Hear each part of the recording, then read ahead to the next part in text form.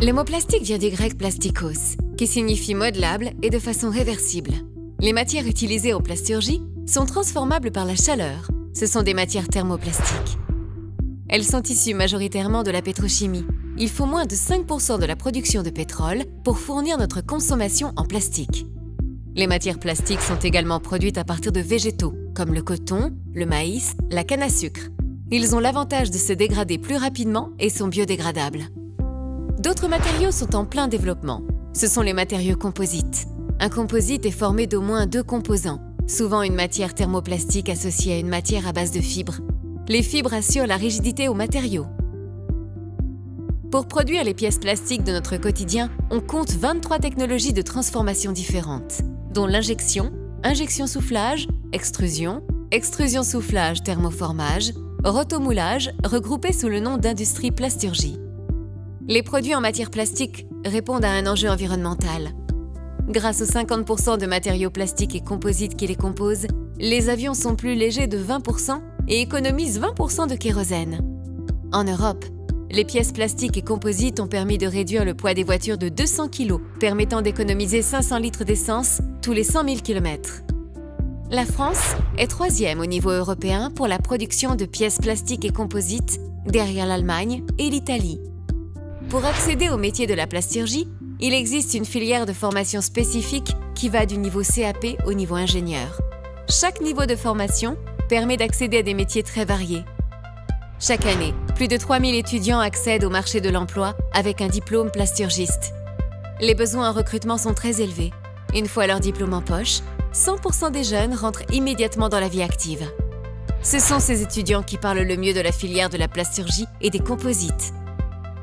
La plasturgie, c'est intimement lié aux composites, donc les matières du futur, les matières de demain. C'est avec ces matières-là qu'on va travailler plus tard. Il y a des débouchés vraiment partout, vu qu'on commence à faire tous les matériaux courants en composite. Donc on peut avoir des Formule 1, on a des chaises, des tables, des transats.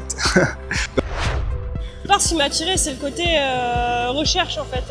Aujourd'hui, on sait que les matières plastiques en général sont issues du pétrole en fait. Et il y a un côté sur la recherche qui va se développer. Je voulais participer à ça en fait.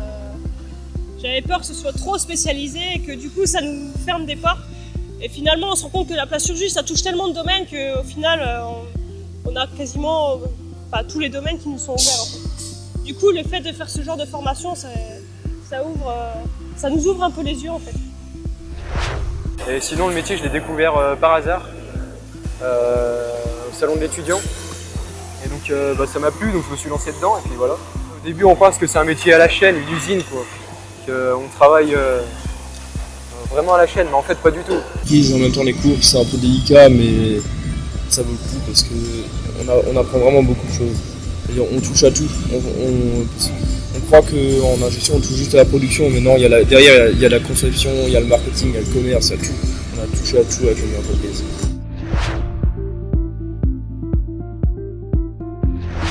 On a beaucoup de périodes de formation en milieu professionnel, donc on ne fait pas que uniquement du travail en cours à l'école, mais on est aussi beaucoup en entreprise, où là on peut travailler sur les machines en conditions réelles.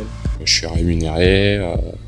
Donc c'est sympa, surtout quand on a notre appart, notre voiture, ça nous permet de pouvoir faire les études quand même. Donc, je suis mi-salariée, mi-étudiante, donc j'ai un salaire parce que je travaille en entreprise. Et même quand je suis à l'école, je suis aussi payée.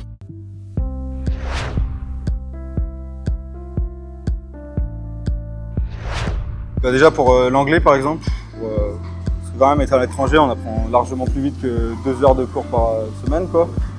Et puis voir aussi s'ils travaillent comme nous en France, quoi, si c'est le même rythme de vie, etc.